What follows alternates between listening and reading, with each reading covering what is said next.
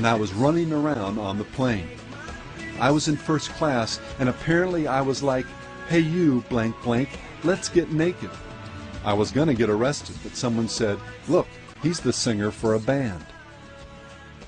Public nudity, while not at all infrequent in the world of rock, nevertheless remains something that only a small percentage of people will engage in.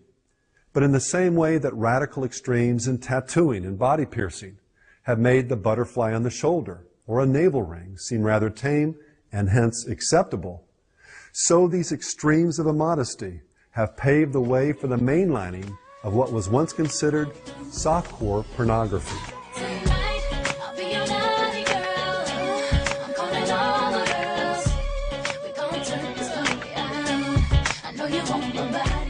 And so now, even the so-called nice girls of popular music, Britney, Christina, Faith, Whitney, Mariah, Tony, Shania, and Janet, to name just a few, dress, dance, and pose in ways that, not too long ago, would have been seen as scandalous, even obscene.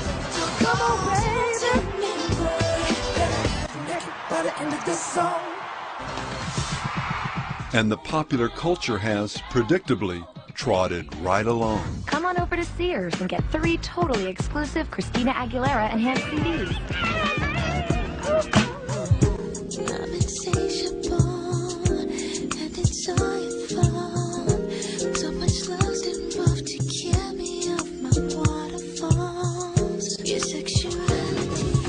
In his letters to his young disciple Timothy, the Apostle Paul encouraged him and us to flee youthful lust, but instead pursue righteousness, to treat younger women as sisters with all purity.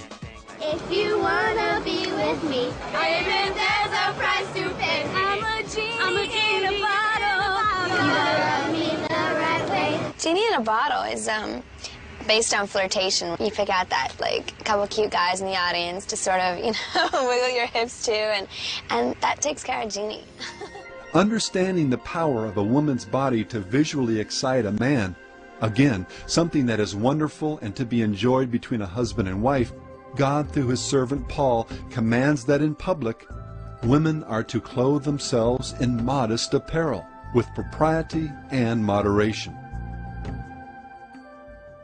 This may seem hopelessly old-fashioned, which, bottom line, means nothing if it's something that God has commanded. But think about it from just a practical perspective. What has our cultural experiment in blatant, in-your-face sensuality and all the other examples of pagan sexuality we've just looked at really gotten us?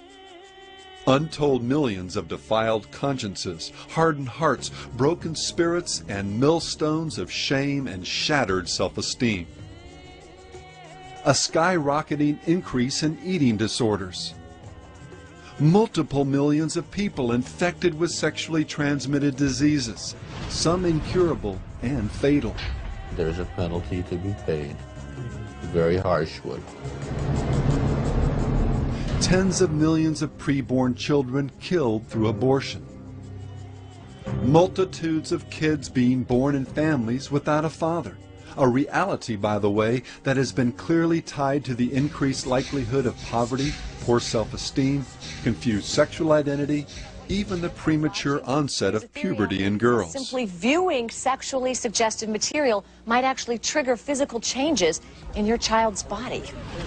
A profound increase in both the frequency and perversity of sexual crimes. A pathetically high divorce rate. And, ironically, an increase in impotence and other sexually related dysfunctions. One of the world's best-kept sex secrets, one you'll never hear amid all the perversities on MTV's Loveline, is that the people who report the highest level of sexual satisfaction are those who are married and are committed to mutual faithfulness. So what is the bottom line to all of this? Well, you don't break God's laws. They break you. In the introduction to a later printing of the Satanic Bible, LaVey's biographer Burton Wolfe wrote these words, celebrating what he saw as the dawning of a new satanic age. Repressed people have burst their bonds. Sex has exploded. The collective libido has been released in movies, in literature, on the streets, and in the home. People are dancing topless and bottomless. There's a ceaseless universal quest for entertainment, enjoyment of the here and now. There's a mood of neo-paganism and hedonism, and from it there have emerged a wide variety of brilliant individuals who are interested in formalizing and perpetuating this all-pervading religion and way of life. Now, more than 20 years later, LaVey and Wolf would have all the more reason to rub their hands in glee. But, as the scriptures say,